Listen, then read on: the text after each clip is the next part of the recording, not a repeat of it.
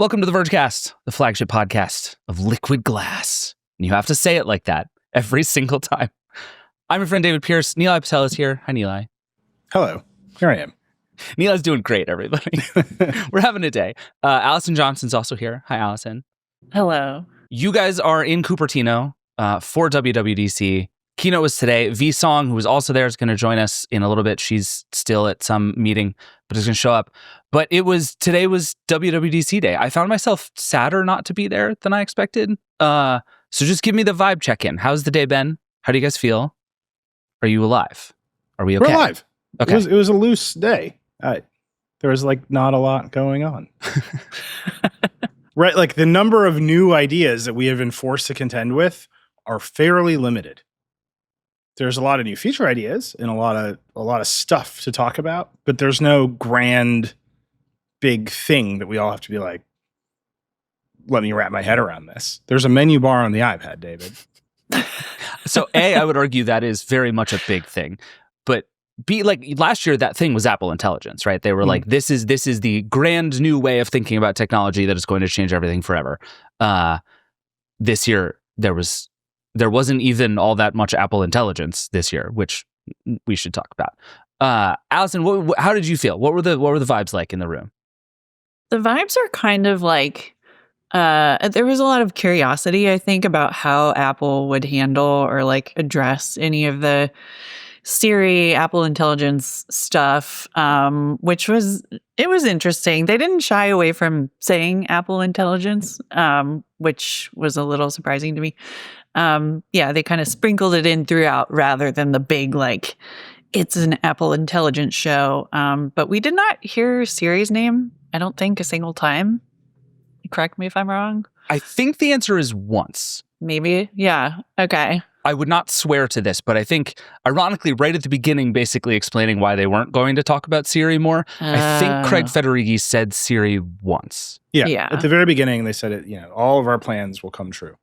Right. In the coming year. Here's what I can tell you, just based on vibes on the ground. They are furious that people think that last year they showed a fake Siri. Oh, interesting. Wow.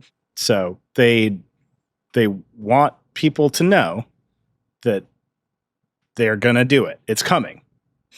And like what they showed was real and they just weren't happy with it. And so it's coming. But so it's actually, I feel like it's worse if it worked, right? Because it's one thing to be like, here's a cool concept video we think we can make. It's another to be like, here is the product. It's done. We've made it. And then at some point, somebody's like, never mind. Actually, it sucks. Like it's weird either way. I don't like, again, the vibes, right? What are the vibes? The vibes are everyone knows that this is the elephant in the room, that last year they announced this thing that they didn't ship. They were going to talk about Apple Intelligence this year. Apple is the royal family. Never complain, never explain. Like, that's just how they roll. Yeah. And so they confidently muscled their way through their presentation. They showed off liquid glass, all the stuff they're going to show off. They showed off a bunch of artificial intelligence features that are expanding.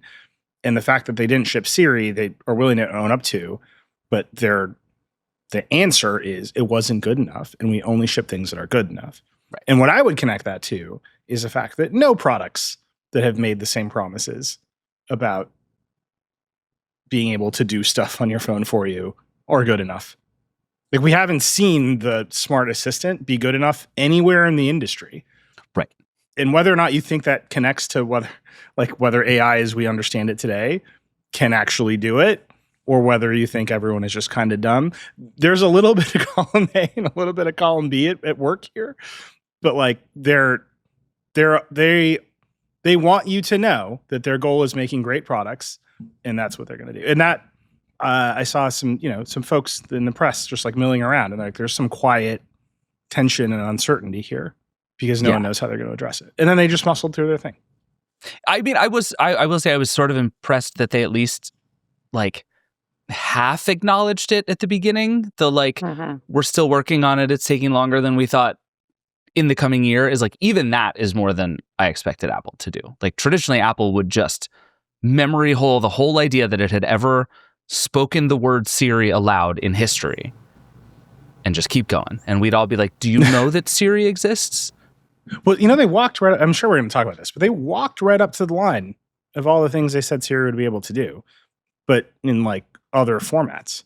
So if you look at Spotlight search and what it can and can't do now, you're like, oh, why wouldn't I just talk to this? That's the Siri you want. And they just didn't connect the dots. Yeah. Or the like take a screenshot and add something to your calendar. I'm like, that's Siri, right? We're just calling it something else. Or it feels like they were a little bit hesitant to kind of be like, look at this intelligence. They were sort of like sprinkling it throughout rather than making such a big show of it this time. Maybe just they felt burned by how everything went last year. It is fair to say they feel burned. Yeah, I would agree with that. I could feel that from 3,000 miles away. But also, Allison, I was thinking about you all day today because you and I have been arguing about AI devices for like 2 years. And you keep being like, I don't care about any of the rest of it because phones exist. And phones are good at doing phone things and phones exist. And it's fine. If you want to do AI stuff, do it on your phone. And there was so much of that energy today. To that point, like you're talking about, Apple was like, we didn't, everybody else is out here being like, we've invented a new paradigm for everything. Johnny Ive and Sam Altman like own San Francisco together now. And Apple's just like, do you know what's cool is your iPhone? What if your iPhone could do more stuff? Have you heard of the iPhone? And it's like, guys, where was this energy last year? Like the iPhone also existed then. But it's like, it was sort of a very Apple-y way of thinking about this stuff again, after such a weird diversion last year. I think like the not to jump the gun, but like the screenshot kind of visual intelligence things is like really telling to me. So their new thing with visual intelligence is it can see what's on your screen and you just summon it by taking a screenshot. You already know how to take a screenshot with your phone. Like it's a thing you do. And then they kind of go from there. And that's where you can add something to your calendar or whatever. That just feels like that's where these things should kind of live and belong. And I think that's how AI, as a tool on our phones makes sense to me. I do think it's going to beat, whatever pendant screenless thing is coming next, but who knows? Well, a lot of the features they announced today are features that got approximately 0 people to switch to an Android phone over the past 5 years. Sure. Like just straightforwardly, these are features that exist on Android phones.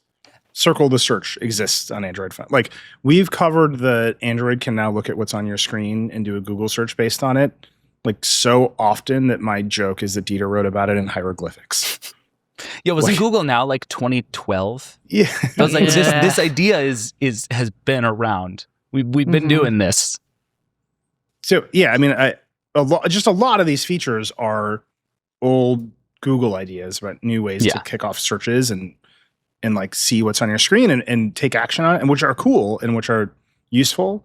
But when they announced Apple Intelligence, that I think what the reason people were focused on the Siri part of it is because that's what looks like the platform shift, however you want to define that, where instead of like touching a screen or using a mouse, you just talk to the computer and it does stuff.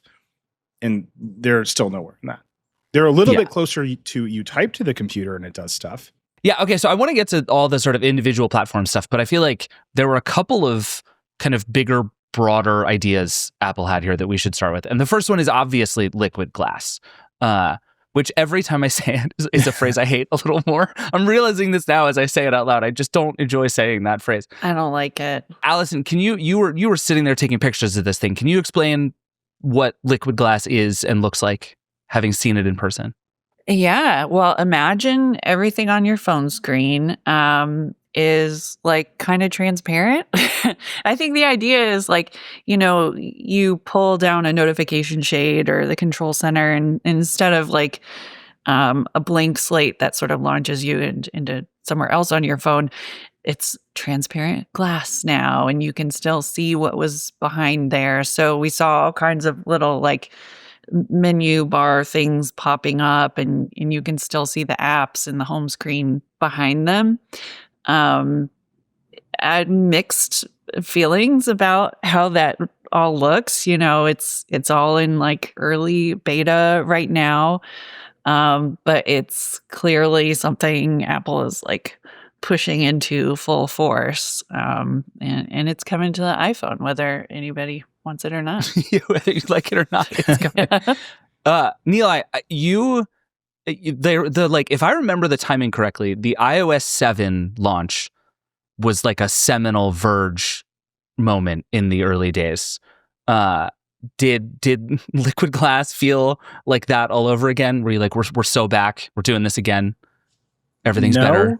I think the answer is no. iOS 7, remember, they went from skeuomorphism and texture to nothing, to like, what if your phone was indecipherable? like if you look at our coverage of iOS 7 when it came out, it's harsh, but time has judged it to be fair, because they walked it all back over the course of the next year, and then to where we are now.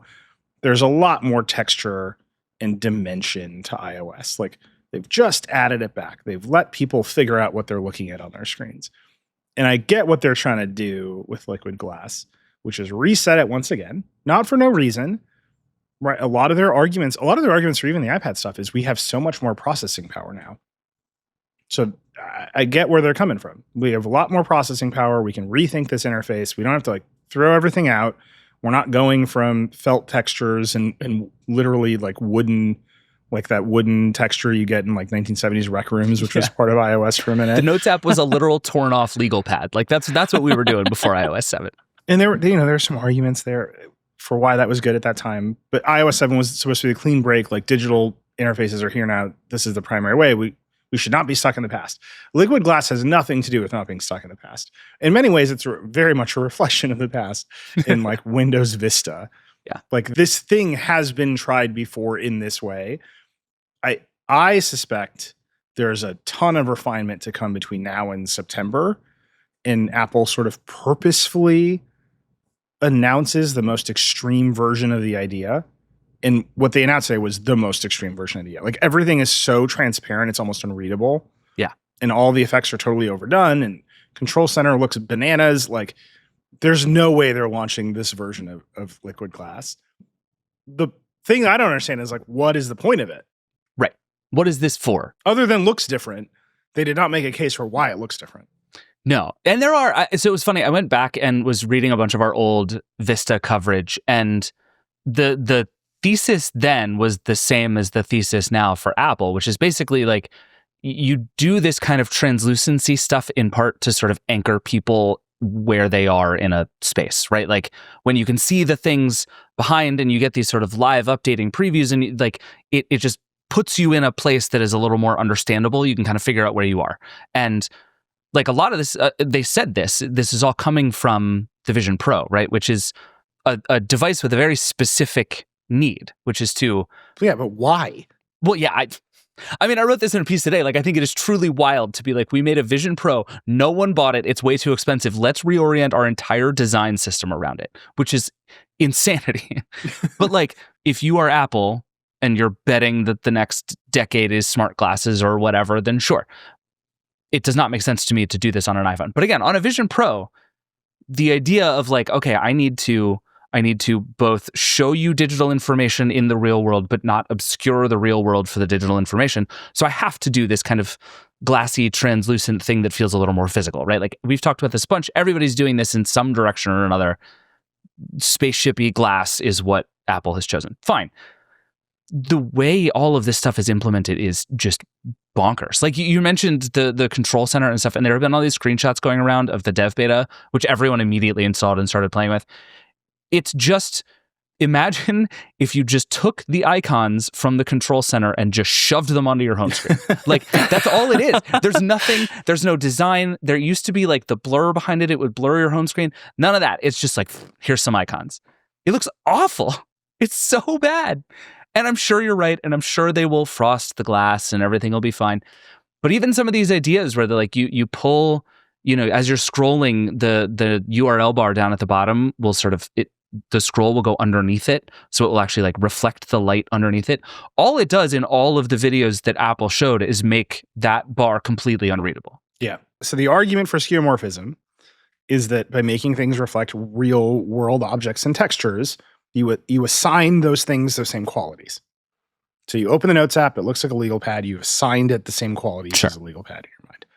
You open the Games app and it's on a felt background and you think, I should smoke a cigar. Like whatever those things mean to you. The weird thing about this approach is that it breaks all those conventions and it literally posits a world in which everything is made of glass. To the point where in the video, they were showing the designers in the studio. And if you believe Apple's video, Apple's designers in their studios printed out like giant lucite blocks and put the icons in them to see how they would reflect in the real world. I didn't even track that as weird watching that video. Oh my And it's God. like, oh, this is very backwards. Like you reverse skeuomorphism to the world. Like you're manufacturing lucite blocks of icons. Like don't do that. Because in the real world, not everything is translucent. And you get depth and texture by putting things over each other all the time. And you're like, this is on top of that. And it will remain the same color no matter what happens. And on the new iPhone, it's like everything is changing color all the time. Because everything is over everything else, but still transparent or translucent. And there's just something wrong about that. Like your brain doesn't accept that. The example I'll give you, which is like ancient history, but I think very like funny and appropriate ancient history. When Steve Jobs first announced Mac OS 10, the interface back then was called Aqua. And his joke was that it looked so good it was lickable. And all the buttons were like pulsing blue and like kind of watery. And all of these people on the internet made themes for the old version of Mac OS to look like OS 10. So you could like buy these like theme packs for your like 90s Mac. And I ran them and every single one of them had a blue menu bar because they hadn't realized that when he was showing it, the menu bar is transparent and he just had a blue background. Oh, interesting. Oh. So for like a year, we were all running these themes with this blue menu bar. And then we actually got OS 10, like the first public betas of OS 10. We installed our things and we went, oh shit, the menu bar is translucent. And then Apple realized this was a bad idea. And now the menu bar is translucent again. And you just go back and forth between these like themes and design. And one of the reasons you make things not translucent is to give them weight in the design. Is to say, this is always going to stay the same. And this is an anchor for your eyes. And you can just see with liquid glass, like that's just out the window. And they're going to have to put it back. They're going to have to give you some places to anchor your eyes just to get around the phone. Well, that's the thing, right? Because they're, I think, like you were talking about with iOS 7, the idea was like digital interfaces are now interfaces. I wonder if part of the theory here is like you already know how to do everything. Your muscle memory is so good that we don't even have to remind you where the URL bar goes because your thumb is there. So actually, we're going to hide all of the interface as best we can in order for you to just see the beauty of the web page that you're looking at. And boy, is that a bad theory if that is, in fact, the theory. But that is a theory that would lead you to make something like liquid glass. I think just being at Apple Park today, too, kind of reminds you that Apple is just so committed to a look sometimes where it's like, is a giant circle made of glass, is that the most practical way to organize an office building? No. You can see into all parts of it from the outside. That's kind of weird, but they're just like, that's their look and they love it. You didn't enjoy your 15-minute golf cart ride from the front door to the place you were going? The golf cart today had party speakers. Oh, so you There did were woofers the under ride. the seats and the woofers had LEDs in the rims. And we all, like the first thing Alex Heath said was, look, party speakers. Incredible. Here, I'll actually, Allison, I will extend your metaphor because it is 100% on the nose. They built Apple Park and then a little bit later, they had to put stickers on all the windows because people kept walking into them. Uh-huh. And this is like a main thing of Apple Park now. You like see all these little dots. That they're going to have to do this with liquid glass. They're going to have to put stickers on the windows, Yeah. so you know where they are in space. Control Center's just going to have some stickers behind it so we don't run into it. Yeah, people are just going to be bonking in Control Center for about a year, and they're like, Johnny, put the stickers on the thing, and it's going to be fine. But like that's where we are, and I do think they announced them is in a state that's a little bit more extreme than they understand where they're going to have to go. I think Apple wants to be in that position where they want people to react to like an extreme version of it. So then when they walk it back, they get the big reaction at the beginning, but then it seems like they're taking the feedback into account. It's like, what do they say? The thing you say to your kids where it's like, oh no, your mom's dead. And they're like, what? And you're like, just kidding, but we are getting divorced. And it's like, you soften the blow that way. Like, David, I'm worried what you're about talking you. about? I hadn't heard I've met that. your parents. They're very happy together. They're lovely people. Yeah, they're doing great. That's a story I've heard, secondhand. But no, I think it's an interesting theory, and I have wondered about it a lot, whether this was deliberately too much. Because I do think with a lot of this stuff, you just can't look at Control Center and be like, yes, that's correct. And so there's some of it that is maybe just like, well, this is as far as we got. We have to ship the developer beta because WWDC is when it is. But there's also something like I keep going through the thing trying to find sort of what is the thing here. And the only one I've landed on is I think the way that they've re-architected the menus, where like when you tap something to open a menu rather than like opening up a new page, it just sort of opens in place. It like radiates out and then you tap it again and it goes back in. That I think is very cool and is like in service of like anchoring you in place and sort of keeping you where you are without suddenly dropping you into another menu that looks different only to have to go back. That makes a lot of sense to me. That is the only thing about Liquid Glass so far that feels like thoughtful and good to me. Oh, I have a totally different opinion than you. No, you don't like them? I saw this in your piece when I was like on my way back to the hotel to record this. And I was like, I'm going to disagree with David about this. Okay. That's just dynamic user interface. Sure. This is another dream that this industry has been chasing for years, that everything will happen in context, right? Like all the buttons will be there when you need them and they'll go away when you don't want them or don't need them. And the reality is fundamentally that always confuses everyone. So you have this like idealistic user interface designer who's like, I hate that I've cluttered up the screen with all this UI. Microsoft Word has too many menus and buttons in the toolbar. We're going to get rid of all of them. And then we will intelligently discover what you need exactly when you need it. And then you'll push the button, it'll be right there. And you'll think, I'm a genius. Whoever the user, me, Steve, user interface designer, is a genius. And then the reality is you try to do this, and you always guess wrong, and then there's no anchors. So people don't know where to find the thing unless the object that usually triggers the context is on the screen, which gets people all turned around. Not having used Liquid Glass, I don't know that this will be the problem, but I was watching the demo and I was like, oh, they're doing the thing. Every user interface company walks down this path where they're like, it'll just happen in content. You'll push the button and all the right menus will be there, and then the button will go away when you don't need it. And, on a desktop computer, this problem is long solved. Like, just have a menu bar and we'll just get over the toolbar and we won't try this anymore. And I think on mobile, because you have the constrained screen size, the temptation is too great.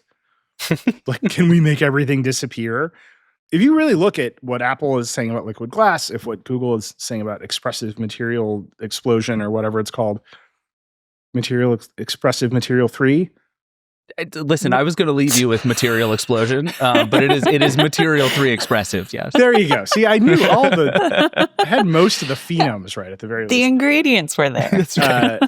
If you look at all of it, what they're trying to do is get rid of the interface because the screen is so small compared to everything else. So like, get rid of these elements. We'll bring them back when you need them. And I understand the temptation. And again, not having used it, the thing that always confuses everyone in the end is that the tools go away unless a certain object is on screen, and that thing is never guaranteed to be on the screen. Yeah, no, I agree. I mean, and I think, again, it goes back to this question of like, does Apple just think we all know how to do everything? Because like, I even think about the camera app in a bunch of these, and we were going to get to this later, but we can just talk about this for a minute now. The super sparse new iPhone camera app that is just like a photo button and a video button. And then they're like, oh, do you want all the other stuff? That's somewhere else. I'm like, where? I would like those things. I don't know, Allison, what did you think of that thing? I welcome it. I think that the camera app is confusing as hell lately. So maybe it was time to kind of reset. And maybe it is a thing of like, we'll take it one step too far and then kind of like relent a little bit. But is it less confusing now, or is it just fewer buttons? I think it will be one of those things you have to try out. Like, the thing I'm definitely on board with is the kind of like toggle between still photo capture and video capture. So you're not like scrolling around trying to switch to a video mode. I think that makes a ton of sense. The thing that irritates me is that sometimes the setting I'm looking for is in the settings menu under camera, and it's the like HDR and 4K or whatever option. And sometimes the setting I'm looking for is in the camera app in one of those weird like tap up here on this little arrow kind of deals. So I don't know if they addressed that in this redesign camera app, but I think it is due for a shakeup. It just turns into a like never ending kind of like sideways scrolling list of modes if you just let it, go year after year. Apple's in a really unique place with the camera app, like industry wide, because one of the ways the Android side of the house tries to lower the switching costs from iPhone to Android is by just ruthlessly copying the camera. Because if you pick up a new phone and you can't use the camera, you're done. And they know it. Sam Byford actually wrote a great piece for us ages ago about the ruthless copying of the camera app on Chinese Android phones in particular. And the reason is we've seen this, I think, with celebrities taking selfie. I can't remember who it was, but there's like some video of a celebrity trying to take a selfie with a fan and she can't figure out the Android camera. Oh, yeah, I remember this. Oh, yeah. Who was that? And all the Android manufacturers know what's going on. They know that if you pick up a new phone and the camera app is too different and you can't just figure it out, like you're done. You're not even like thinking about buying that phone for one more second. So they've all ruthlessly copied the camera app. Apple doesn't have this problem. They can ruin the camera app and you're not going to leave the iPhone, right? Like they've got to ruin 10 more things on top of it for you to consider switching it. So I think this is them taking advantage of their sort of market position and saying, oh, okay, we can clean up this app in some ways that make sense. And really, I think most people think about it as video and photo. And then they have added the formats back to the top, which I think is tremendously useful. Yeah. But again, you've got more, when they announce it, they're like, and to go to these other modes, it's just like one tap away. And it's like, oh, so one more tap? Are you suggesting it's one more tap? Right. We'll see. I hope they kind of offer a simple mode and a pro mode, but that's a dream. Who knows? Yeah. I mean, I wonder with all of this stuff, like how much the design sort of accrues back to like attach rates. Like, should I just assume that the fact that there's photo and video and nothing else means that almost nobody touches anything other than photo and video? And I think intuitively that's probably true.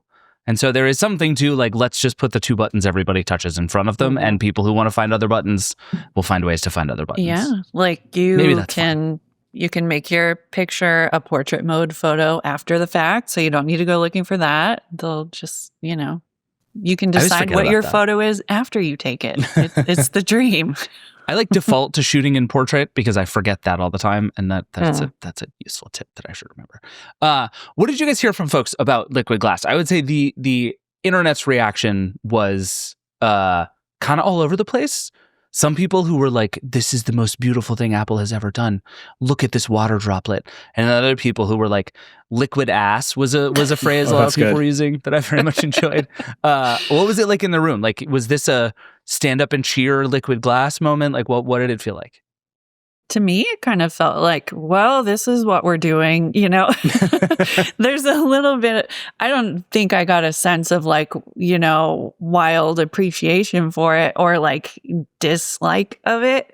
It feels like a reality of like, Apple's going to show you how you're going to redesign your app and you're going to find a way to do it. That was just my read on the room today. There was just a lot more general sarcasm from the developers I talked to at DubDub this time. There's what Apple that is not the normal vibe at DubDub. DubDub's a very like earnest place. Although I did, I was texting back and forth briefly with Walt Mossberg. Mostly he was like, "What was that song at the end?" Which we should talk about. But I was like, "There's some, they're not 100% happy here." And he was like, "In my long experience covering Apple, the developers are never 100% happy." So.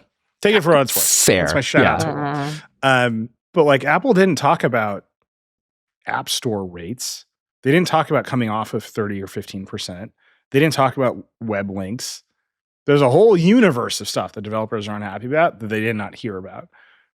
Apple talked about running models locally on the phone. developers are happy about that because that's faster, right? There's lower latency if you're doing the AI stuff on the phone. It's free, which is cool. They like that.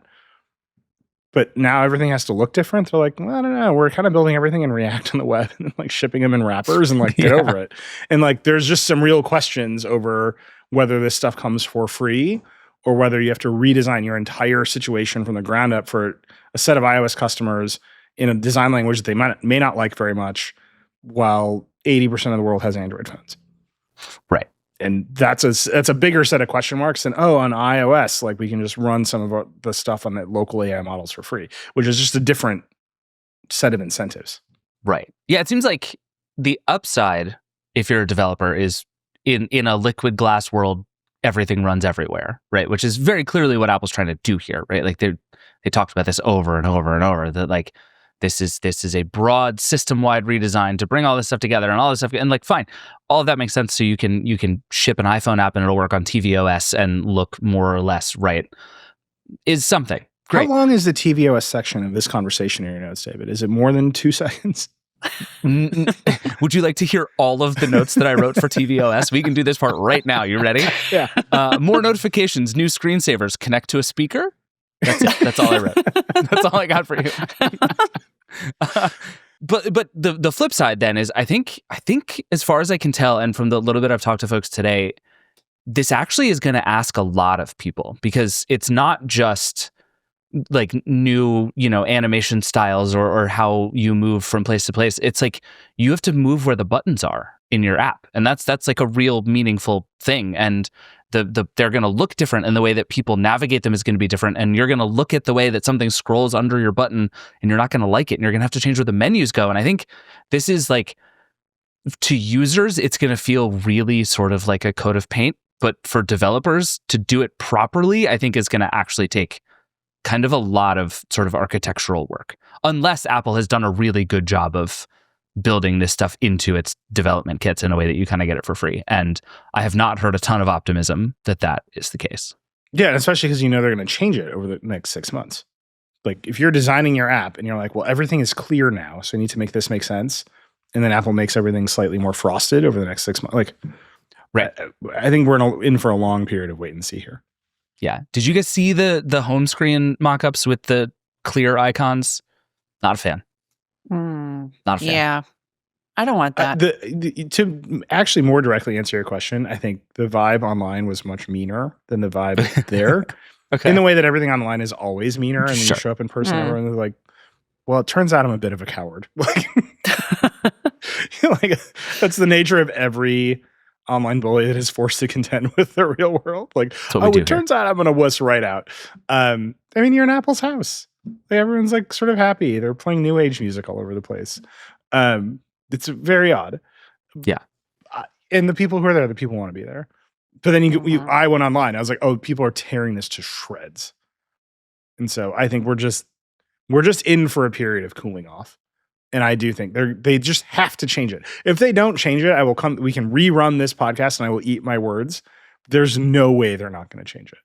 Yeah, no, I think that's right. And one of the things I've enjoyed is there's an accessibility feature in the developer beta that I think it's just called high contrast mode. And it just undoes all of it and looks 1,000 times better. It's like, it just frosts the glass. And it's like, guys, just frost the glass. It's like, it's fine.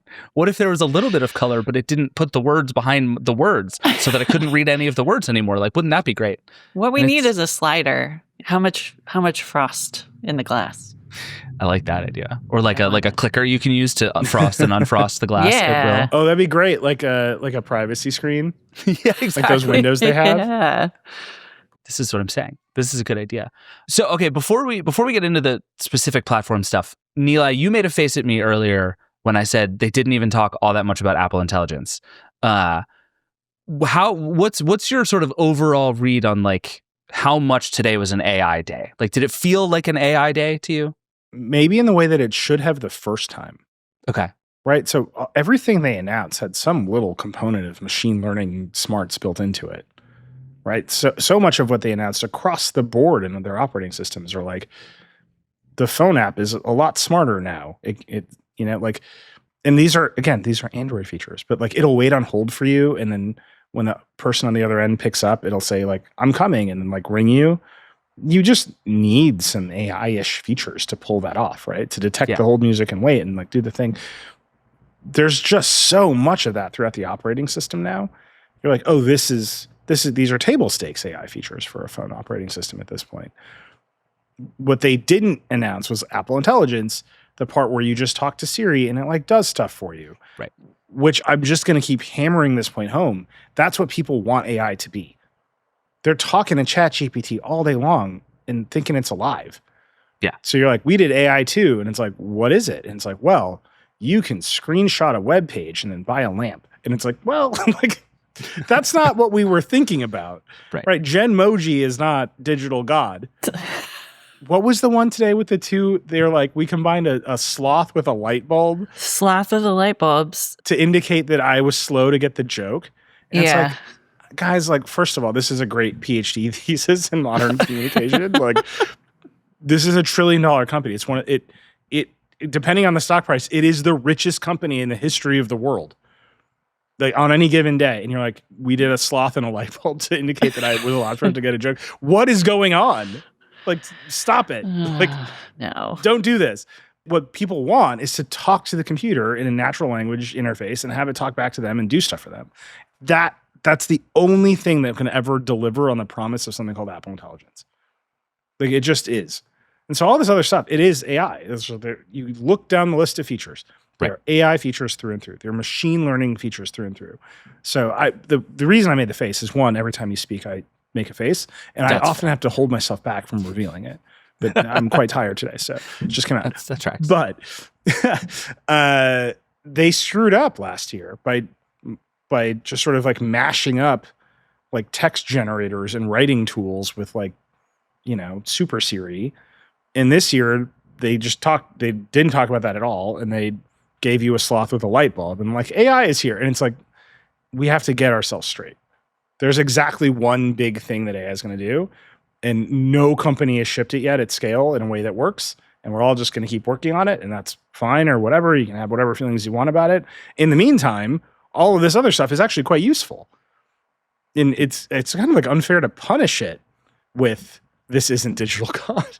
Like, it is genuinely useful that the phone can detect more scams in messages and in the phone app, and like shunt those people off into like a waiting. Like, you can't be too mad at that stuff, especially when it's happening locally on the phone. So I think you see more and more of that happening on the phone. They're finding more and more places to use the tools.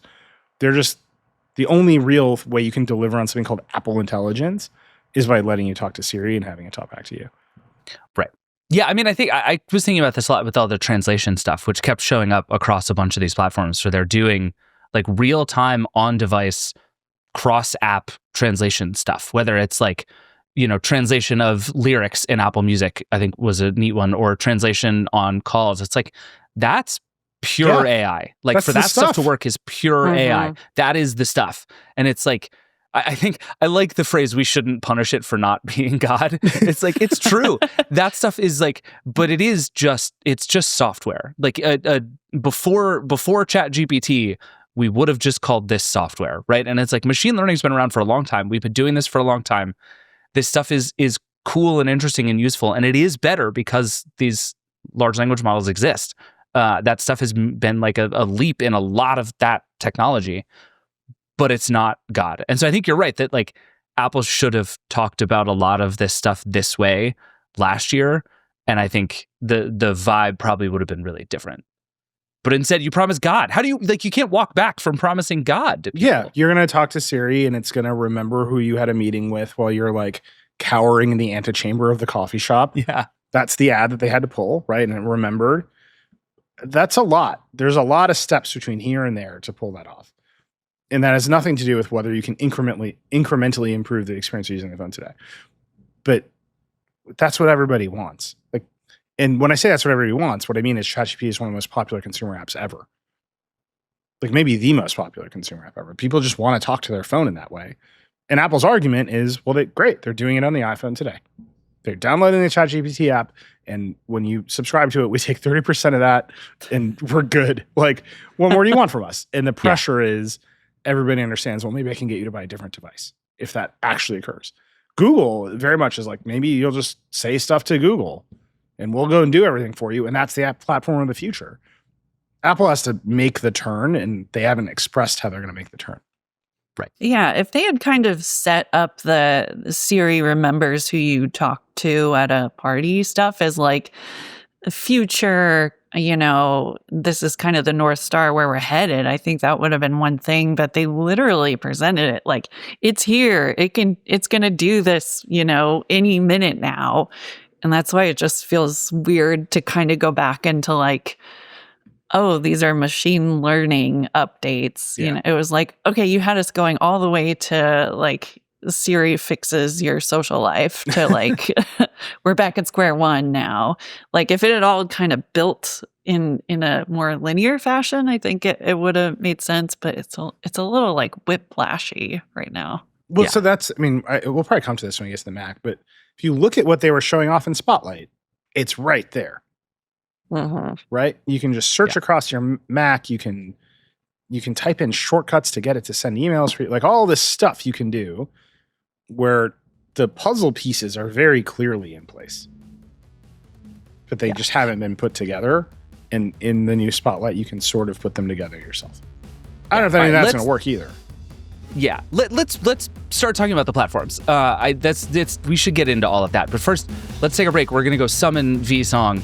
We're going to take a break, and then we're going to talk. Nilay, because I love you, we'll talk about the Mac first. Okay. We'll be right back. Support for Vergecast comes from 1Password. If you're a security or IT professional, you've got a mountain of assets to protect: devices, applications, and employee identities. Plus, the scary stuff outside your security stack, like unmanaged devices, shadow IT apps, and non-employee identities. It's a lot. Fortunately, you can conquer those risks with 1Password Extended Access Management. 1Password's award-winning password manager is trusted by millions of users and over 150,000 businesses, from IBM to Slack. But don't let the name fool you. They secure more than just passwords. 1Password says that their extended access management secures your company without leaving your employees behind by blocking unsecured and unknown devices before they access your company's apps. Plus, 1Password is ISO 27001 certified. With regular third-party audits and the industry's largest bug bounty, 1Password is a leader in security and exceeds the standards set by various authorities. You can go to onepassword.com/Vergecast to secure every app, device, and identity, even the unmanaged ones. Right now, our listeners get a free 2-week trial at onepassword.com/Vergecast. That's onepassword.com/Vergecast. All right, we're back. VSong is here. Hi, V. Welcome. Hi. You made it out of Apple Park. We're very happy you're here. In one piece. It's not a small task sometimes. Wait, can I tell a story about being at Apple events with V when you're live vlogging? Oh my God. Okay. Sure. Normally everyone's like, busy, they're focused, they're looking down. V is like a Mystery Science Theater 3000, but of sighs and moans. Just like, and it like, especially in like the fitness segments where they're like, a personalized health coach will like walk you through all of the data we've been scanning from your body and he's just like the whole time. It's very entertaining. It's true. Oh, well, at least it's entertaining. I am not aware that I'm making those noises half the time. No, that much is also very clear to everyone. You're having involuntary, full body reactions to what is like the real time on audience reaction meter, like from 1 to 10 at all times. It's very good. Again, if you have the means, I highly recommend it. I think someone reached out to me on Blue Sky and was like, "It's been an honor watching you live blog," and I was like, "Oh my God, what?" It's terrifying.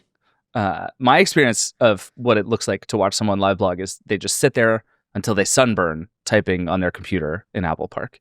And that's the live blog experience. Oh, no. I had 3 bottles of sunscreen, and I was making several pale white men who did not bring sunscreen put sunscreen on their face today. I can confirm this. Work. Both Allison and V said it was their mission to get people to wear sunscreen today. Yeah, and we did it. I'm very proud of both of you. Yeah. All right, let's talk about platforms. So we've talked about the big picture stuff. V, you missed us having a lot of feelings about liquid glass. I suspect there will be ample time to have more feelings about liquid glass, which again, I hate more every single time I say it out loud. Let's talk about the Mac first. I have this in rough order of how interested I am in it personally. But Nilay, for you, I switched 1 and 2 because you are just dying to talk about Spotlight. So the big news, macOS 26, it's called Tahoe. It has the new design. It has all the liquid glass stuff. But the big new feature, and I would say potentially the most universally exciting thing at all of WWDC was new Spotlight. Do you want to explain what new Spotlight is and why you're excited about it? Yeah. Although I think it's a tie. I think it's new Spotlight and the iPad stuff. Those are the things that I heard about. But that was going to be my number 1. We were going to do that first, but for you, we're doing Spotlight. I think we can move through the new Spotlight pretty quickly. So Spotlight is when you hold down command space on a Mac. It initially just started as like a search of all your files.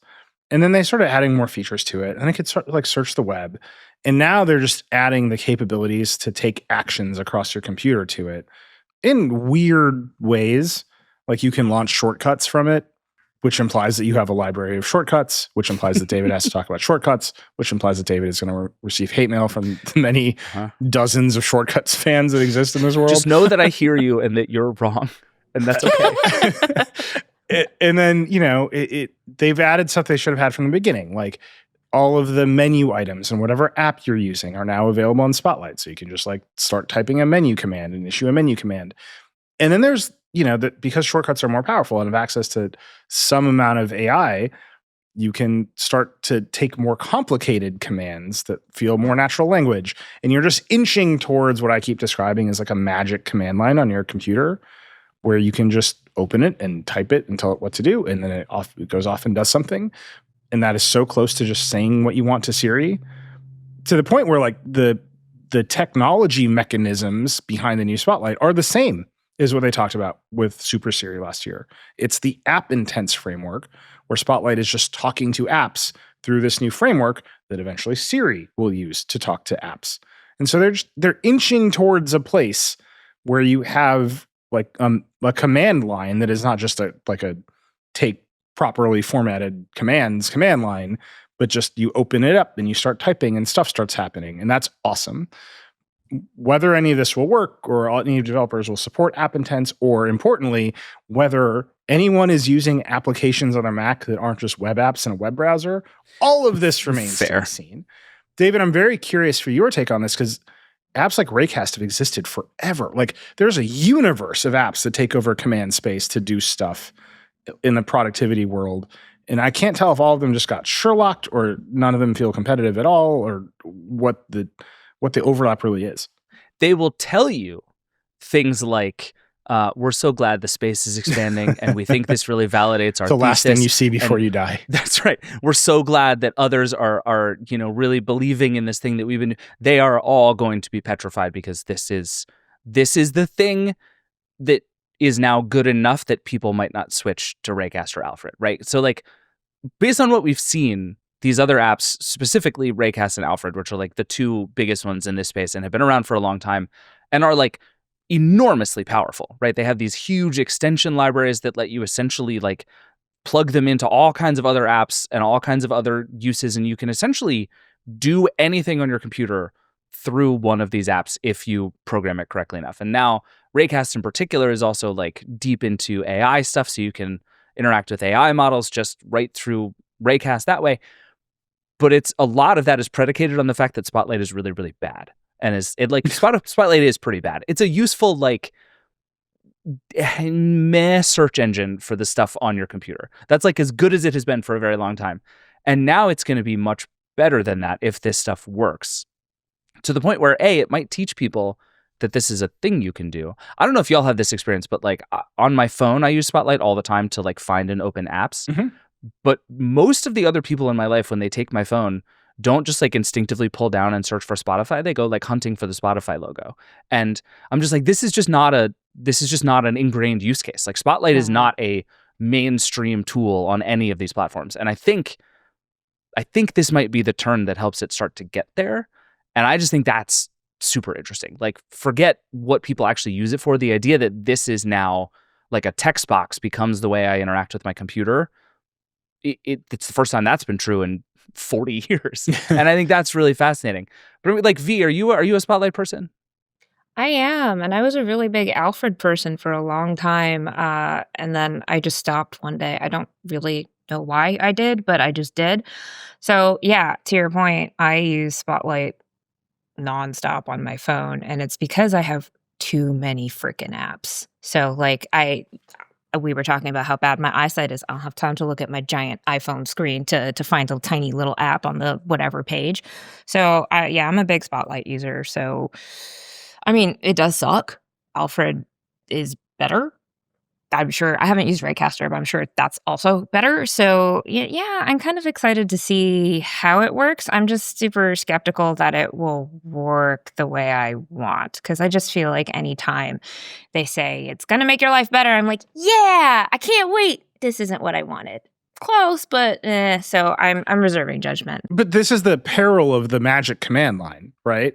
Right. To make it work in a way that makes it useful, you have to be able to type anything you want into it. This is why like Windows and mice and graphical user interfaces took over from old school command lines, because you like show a blinking cursor to people that could only accept certain commands. Like that just made computers inaccessible. You're like, here's some pictures, you can move them around. Like, okay, everybody can use this. You want to bring it back, it has to be able to take whatever you put into it, which is where LLMs and all of this AI stuff should shine. And like, that's the gap. And that's why I keep saying, like, they talked about that stuff and they showed you how it would work. And then they didn't connect it to Siri because they can't make that promise again. Because that's also how Siri should work, where you just say whatever you want, it like figures it out.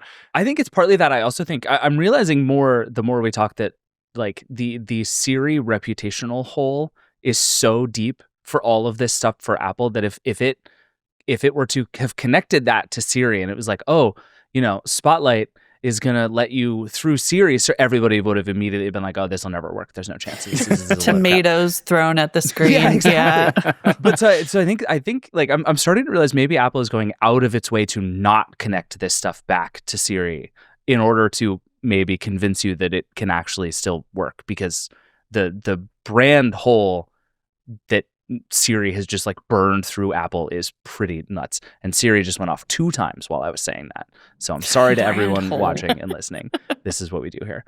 But no, I think you're right that Spotlight could, like, it could feel that way now. And there's nothing sort of technically impossible about a lot of the stuff Apple is trying to do here. Like the app intents thing is very smart if developers get on board. The commands it was doing are mostly pretty easy. Like, what was the example he gave? He typed SM to send a message. Like, that's solved technology. This stuff works. It's important to kind of pull this apart. There's the SM to send a message was they had made like a quick key shortcut, which you can do right now. It's like a text expander, but they had mapped it to a shortcut, and then the shortcut could do stuff. So this is like there are layers of automation in the Mac that they're like, look at what you can do as a Mac power user. So that was hitting Spotlight and shortcuts. I was thinking that was just a system level thing. Okay, that makes me like it. Well, so the system level thing, this is where I think it got particularly confusing. The demo on their website right now, if you go to apple.com/os/macOS, you scroll down, you can like look at this thing. They open Spotlight. It says biggest Spotlight ever, and here's the graphic that's animating on the screen. And it types send, and that brings up a list of commands. And so one of them is send in messages, and you like click that, and then you type let's meet at the studio, and then you type 2, and then it has a list of like your contacts. So you see like it's prompting you to issue a command that looks an awful lot like a shortcut.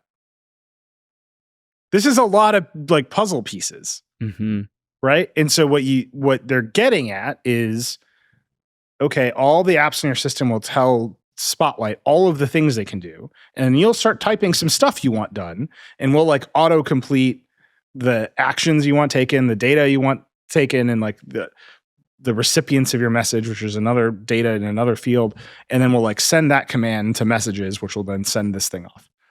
And that is just like a hop away from making a shortcut, which is itself a hop away from having a quick key assigned to it. Like, and so we're just stacking all of these capabilities, and we're making the interface Spotlight. And eventually, you're going to be able to just say out loud, send this to whoever at what time, and like we'll just parse it all and do it correctly. And there's like a little turn in there that's the natural language turn. But in the meantime, as you start typing, it like pre-populates all the commands and prompts you for what you want to put, like what variables you want to pass through. This is all very smart. It's very clever. If they announced this stuff 5 years ago, it'd be like, this is the future of computers. Here in 2025, Johnny Ive and Sam Altman are like, what we're doing is we're going to put Jesus in a necklace. And it's like, you're just in a whole different... Jesus in a necklace. Right, like, you're just in a whole different context. And like, I think it's very clever. The idea that all the commands that are available from all the applications on their computer are sort of just available in a command line that is universally accessible is wild shit. Yeah. But all those application developers have to like do it, and then people have to use it. And the thing that's staring them in the face is literally ChatGPT being like, what would say anything and I'll lie to you until you're happy.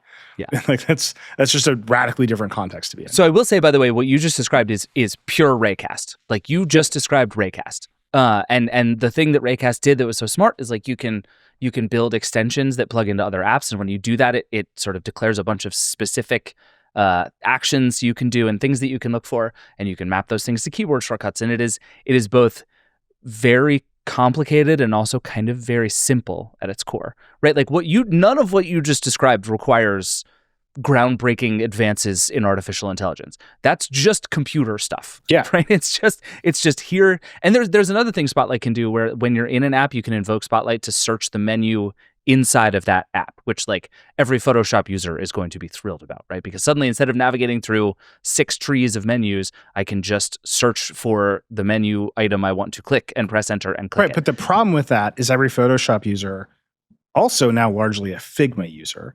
And Figma as an app is expressed inside of a web browser that has no idea that any of this shit is happening. Right. And every Electron app, which is like a cheap and dirty way of getting web apps to look native on a Mac or a PC. And I know there's some very good Electron apps out there. There's some very bad Electron apps out there. They're not going to know about this stuff. They're not going to do this stuff. And so you really Apple's betting on developers, particularly in the Mac, participating in an ecosystem that right now they have no incentive to participate in. Right.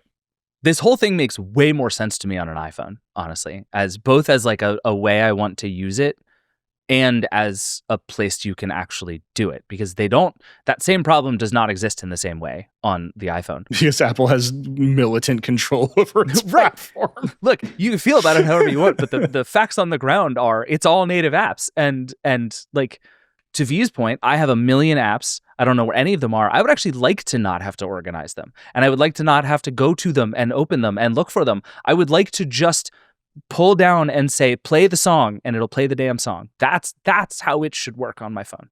I firmly believe that. It kind of works that way on your phone today. You can just say, play a song. Play the song. I gotta test this now too. It wants me to play it just started playing Play That Song by Train on Spotify. So touche. I'm sorry about that. This round. It's just the computers work today. That one might have been a bad example. But if you want to play any song other than Play That Song, you're in This trouble. is why we need to build Digital God. Can I have $1 trillion, please? I'm sort of reminded of like the Google search bar and how that kind of changed over the years, where it was, you would just type things to it and search Google, but then we all learned eventually like, oh, it'll do a math equation for you, or you can just convert currency. And it's sort of like the scope of what the search bar became changed. And I don't know. I can see that happening with Spotlight. Like I had to train myself to use it. I just had the muscle memory of like looking for my apps. And then once you use it, it's like, no, this is better. And other things pop up too. And if it's going to start prompting me to like do the thing I was trying to take 3 steps to do, and it'll do it in one tap, like, yeah, I'll come back to that. So what I actually use Spotlight for most on my Mac is doing equations. So that tracks. There you go. Yeah, like, I buy that. I don't want to open a calculator app. I don't want to type it into another thing. I'm just going to write my little equation while calculating various debts in Spotlight. It's my little calculator friend. Yeah, that works. And that's like, yeah. And again, there's so much stuff you can plug into this if you can get people, A, to put their apps into it, and B, to use it. And I think like the reason I'm so interested in this feels like the biggest bet on Spotlight as an interface in kind of that I can ever remember from Apple. Spotlight has just like been there for a long time. And it's just like, what if there was a plan for this? And this feels like a plan, which I think is very cool. Other Mac stuff before we move on, stop me if any of this is interesting to any of you. Shortcuts, automations, which means you can set a shortcut to run at a time or when an event happens on your computer. All my shortcuts nerds get excited. Sorry to everyone else because you'll never learn how to build shortcuts. The Journal app coming to the Mac. People excited about that. Wait, can I say one thing about shortcuts? Please. There are new shortcuts that are like LLM based. Yeah. So really interesting ideas. Like if an image matching this description shows up in this folder, take this action, requires the computer to be able to like look at an image and like decide whether it has a tree in it or whatever you've specified. Fascinating. Then you can be like, take my notes from the Notes app and look at the text and then transcribe it if it matches whatever. And then summarize that. Like just interesting shortcuts that require you to have access to an LLM in specific ways are now just like there. Mm-hmm. Whether or not they will be useful or function on time, Right. which is a major criticism of shortcuts that some people have and some people do not, apparently. Remains to be seen. But that kind of stuff is like pretty interesting. Like image-based workflows that require the computer to understand the contents of the image. That's a whole universe of new things that people will be able to build. Totally. I think my problem with like the shortcut stuff is that it's still not smart enough for me because you still have to be the person putting all of the components together. You have to be the one defining what things are going to be used. And then, of course, you can prompt the shortcut, but then you just have to use too much of your brain to make the smart shortcut work, which is the current problem that I think a lot of people who don't have functional developer brains and are like good at coding or these like different logic trees have with shortcuts, because you just don't know what you can do with it. You don't know how to think in that way, which has been my problem with shortcuts this entire time. I want to use shortcuts. I love it. Like when you go into the little gallery and you're like, oh, I could do this. This is a little fun. There's no like, I asked Apple and I was just like, hey, so can the Apple intelligence just see the things that I do and what I'm doing on like a bit regular basis and make that suggestion for me? Is that what we're having here? And they're like, no. You still got to use your little brain and then have the AI help you. It's supplemental. And I was like, but that's not what I want. I want to turn my brain off and have the shortcut happen. Yeah, you want the thing that's like every time you download a picture of this, you put it over there. Do you want me to just start doing that for you? Like that's just sitting right there. That's just super clippy. Yeah. I mean, that's where we've been going, buddy. That's what I want. That's what we're doing. No. That's what we want. And you still have to make the super clippy. You can't just like offload the making of the super clippy. So Yeah. I think that's the most disappointing thing about it so far. It's a step in the right direction. It's just not where I want it to be yet. Well, I agree that like either you have automation brain or you don't, right? Like when I get home, turn on all the lights, is you can just say it out loud, and then actually programming any smart home platform to make that happen requires you to like understand if then statements in a way that some people are like, I'm just never going to do this. And some people are like, that's my whole personality. Right. And it's one or the other from what I can tell. And the dream is that, even when you talk to the Alexa people or whoever, that the smart home platforms will start to do that for you. It's still not the case. And even if you look at sort of where the cutting edge of AI agent stuff is and kind of these new look platforms like N8N, which I'm a little bit obsessed with, it's not, you don't have logic gate automation brain.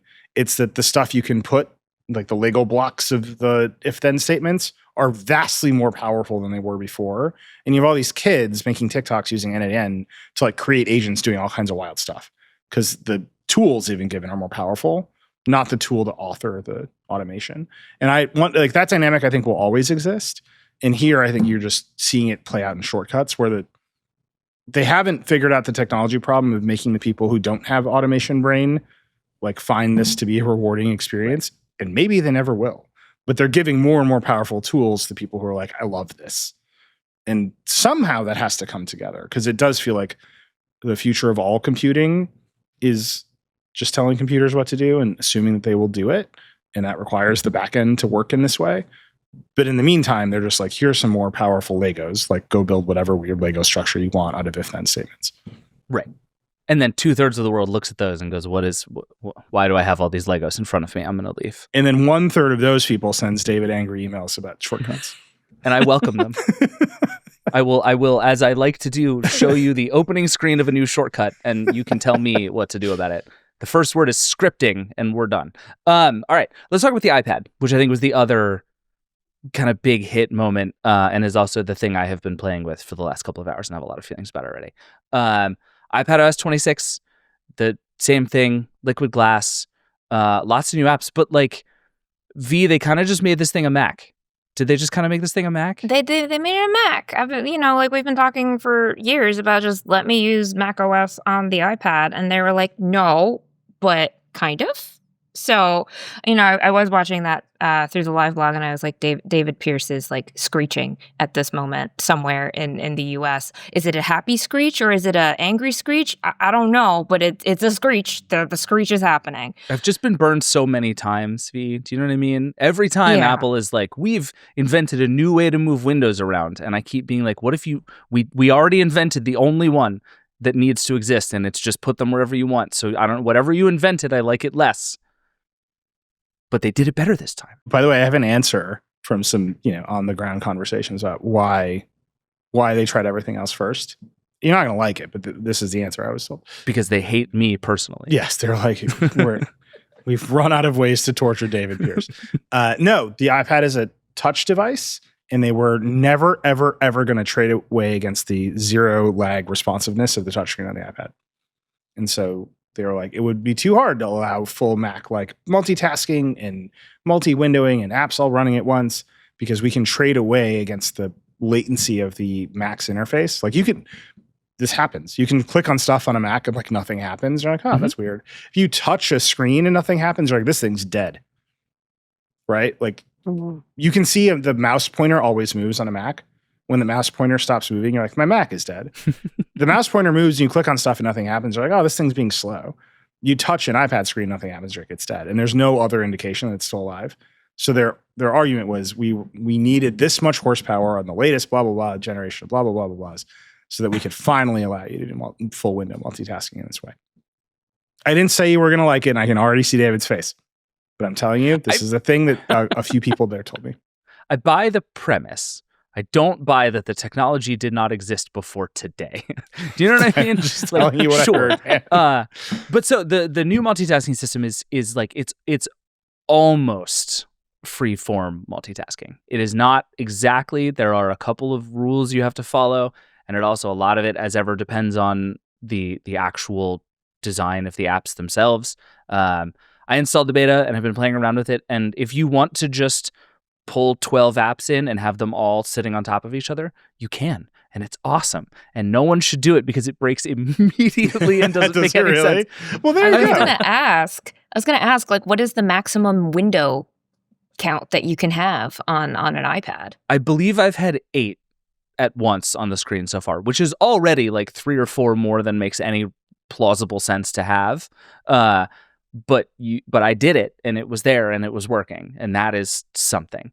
It's a little confusing now because there are the framework is basically you have your home screen with the app icons, and then the sort of mental model is there is now just like a screen over here that you put apps on.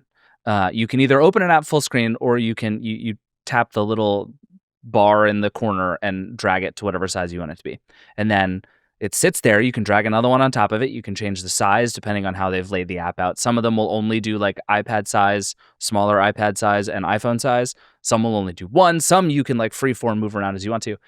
But they all just kind of live on this one screen together, right? All the apps. And then if you tap on the new little menu, it gives you the red, yellow, green buttons. You hit the green one, it full screens it. If you hit the yellow one, it minimizes it.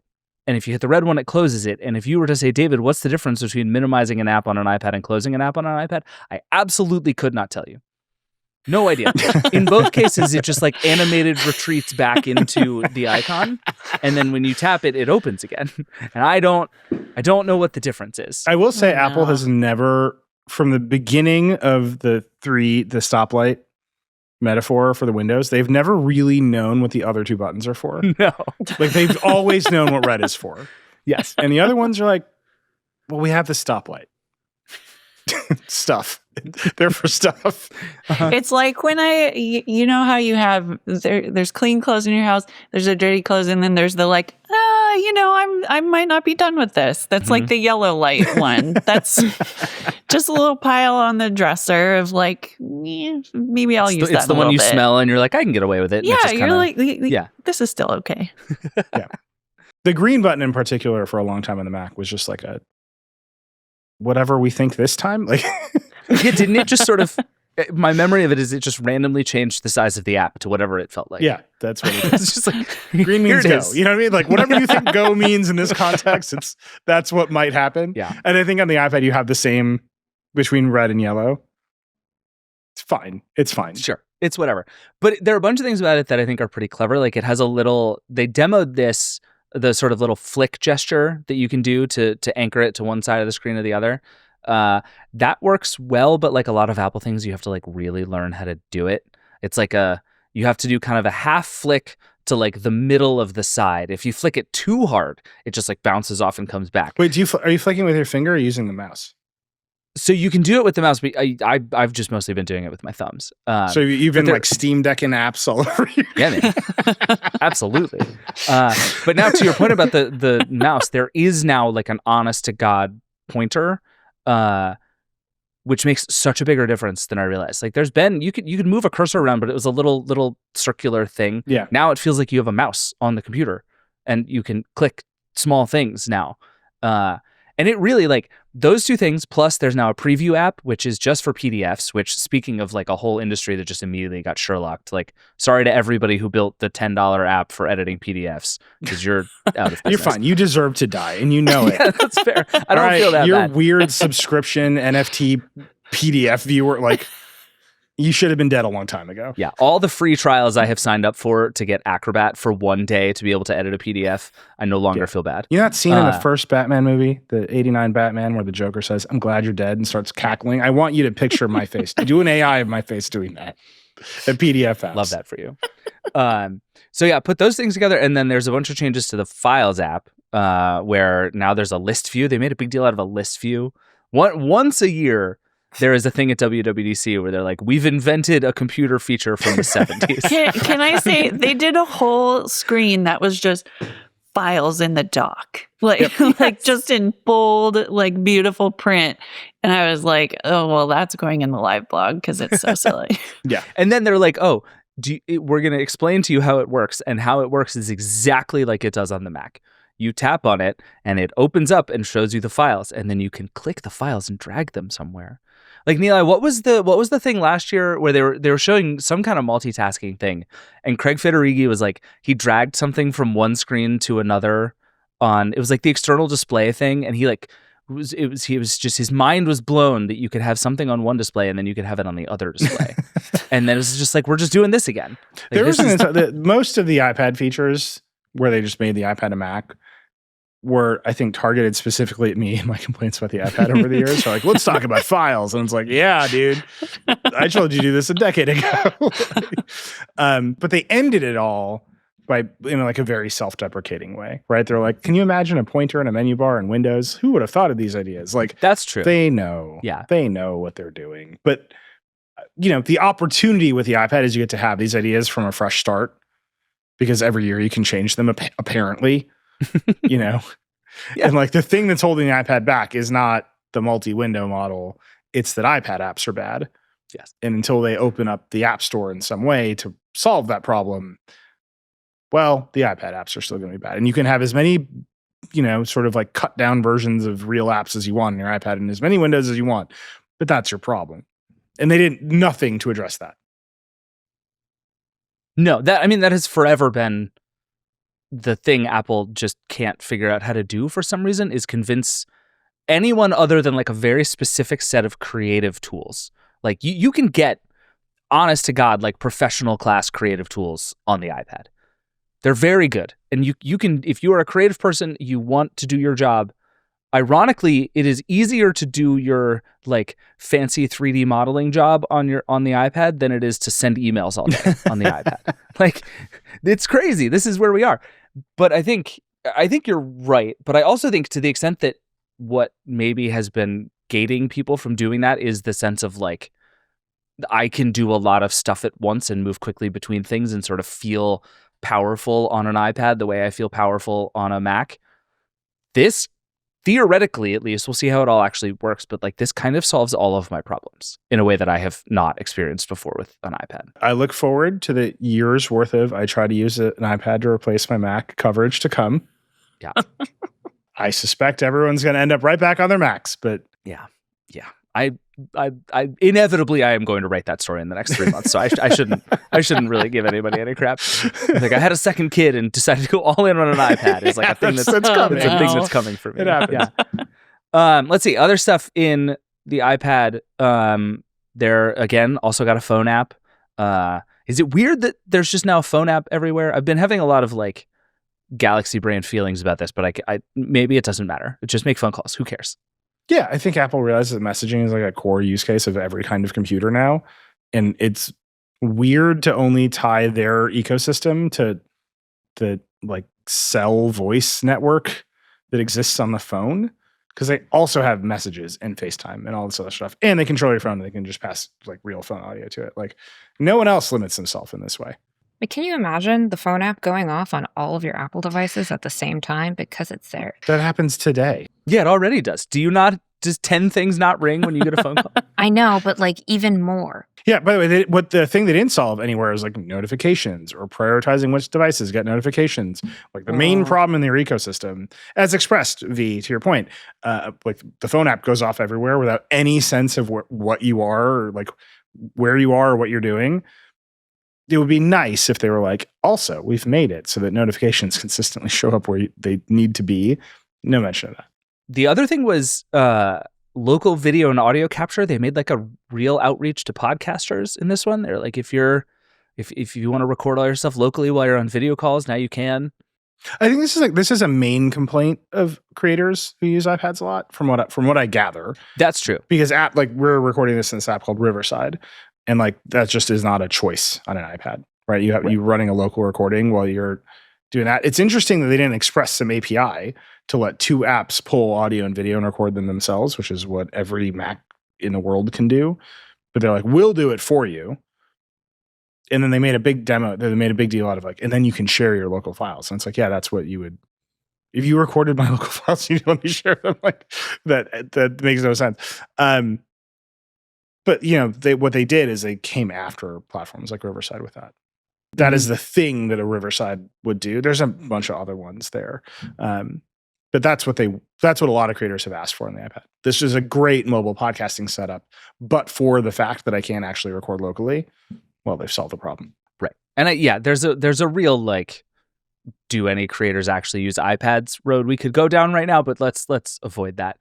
Allison, you are a creator who uses an iPad for everything, right? This is like you did not seem as excited as I was about multitasking. So like, how do you feel about the iPad? You know what? So many years ago, I was between jobs and I had to like give away my work computer and didn't have a computer for a while, and went to Best Buy. I was like, iPad and a keyboard. This is computer, right? And I was like, all the pieces are here. I like bought it all and went back home, and I was like, oh no, this is not a computer. This doesn't let you do the thing you need to do.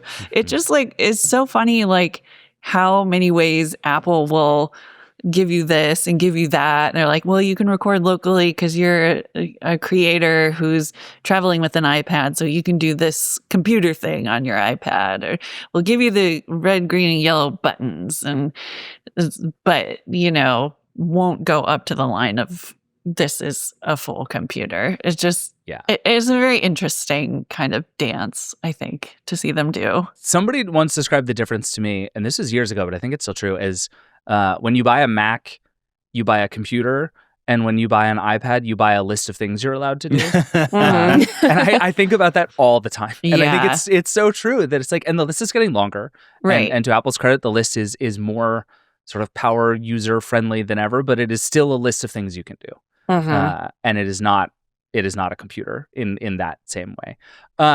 Let's talk about iOS, which is shockingly third on the list for me. And I went through this list and was like, iOS is kind of not that exciting. Like, to me, the Messages app is the most interesting thing happening in iOS 26. Well, you don't think the dynamic anything? clock on the lock screen is worth 5 minutes of keynote time? Long clock. Get ready for long clock. Long clock. Yeah. I mean, it's right. The clock gets dynamically less long when you get notifications. Dynamically less long is a shirt. That's a bad date. That's what that is. Oh no. Well, now we're going to make that Oh, shirt. no. I love that. Dynamically less long. 2026. Vote the Verge. Well, first of all, shout out to Joanna Stern, who was on this podcast on Friday demanding typing indicators in group chats, and she got them. That's chaotic. Yeah, okay. That's so chaotic. You said this in the live blog, and I assumed everyone would be happy about this feature. Why are you not happy about this feature? Do you not have group chat drama happening all the time? Have you seen this TikTok series of this woman who she is acting out 9 people in a group chat and just like the social dynamics that happen in this group chat, typing indicators, what's going to happen is you're going to have the group chat and the side chats going on, and everyone's going to be ganging up on, let's call her Betty. And Betty is just going to put a little question in, and then she's going to see 5,000 different people doing the typing indicator, stopping, typing, stopping, typing, stopping. Betty's going to have an anxiety attack breakdown. And then, the group chat's going to implode, and someone is going to friendships will end over typing indicators, as will family relationships, because you're just going to see someone typing for a really long time, and 2 family members are going to go, oh my God, what's she's typing forever. What's she going to say something? And then they're going to put it in the wrong group chat. Friendships and families will end. I am telling you right now, typing indicators are dangerous. I've never been happier to be an old dad. Yeah, my group chats are not that dramatic. You know what? I love this for you. I think that's blessed. My group chats are cursed. Okay. We're going to find out if we can turn them off or somehow make them bigger and louder. Because I think like you want to go in one of 2 directions. I think 4 dots for V's group chats. I think that the the angrier your message, the bigger the indicator gets. It can be really chaotic. I think that. just like, where are we safe from typing indicators? Like, they've crept into so many messaging apps. It's like, everybody's got to know when I'm typing a message in Slack and I change my mind. Like, I have to consider that. Now it's going to be in the group chat, and you have to think about that dynamic. Yeah, I think I side with V on this. That's exactly it. When you're in Slack and then someone says something and then you just see several people are typing. You're So bringing that to the chaotic. group chat on your phone now. It's going to be something, someone's going to say something controversial, and then several people typing indicators are happening. And then it's just... but that's Nilay's dream. Just drop a bomb in the group chat and cause several people are typing, and he's just like... I did it every day. Wait, real quick poll of the group here. Are y'all read receipts people? Do you read receipts on or off? No, thank you. No. I had one instance where I didn't realize they were on, and I left someone on red, and they crashed out so hard. And let me tell you, this was not someone I was seeing. This was not a friend. This was my father's friend. And I just didn't have an answer for her. And I'll be like, I'll answer this later.